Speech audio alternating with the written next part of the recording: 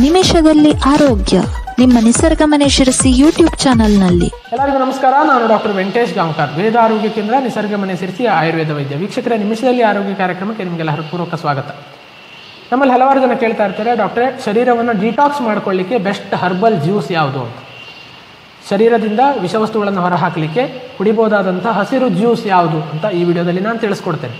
ಅದನ್ನು ತಿಳ್ಕೊಳ್ಳೋದಕ್ಕಿಂತ ಮುಂಚೆ ನೀವು ನಮ್ಮ ಯೂಟ್ಯೂಬ್ ಚಾನಲ್ನ ಸಬ್ಸ್ಕ್ರೈಬ್ ಮಾಡಿ, doctor Hegde's health tips WhatsApp ಗ್ರೂಪನ್ನು ಜಾಯ್ನ್ ಆಗಿ ಉಚಿತವಾಗಿ ಹೆಲ್ತ್ ಟಿಪ್ಸನ್ನು ಪಡ್ಕೊಳ್ಳಿ.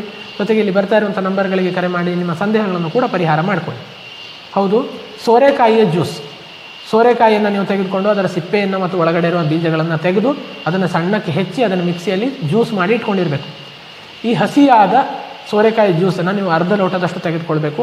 ಅದಕ್ಕೆ 2 ಚಮಚದಷ್ಟು ಜೇನುತುಪ್ಪವನ್ನು ಮಿಶ್ರಣ ಮಾಡಬೇಕು.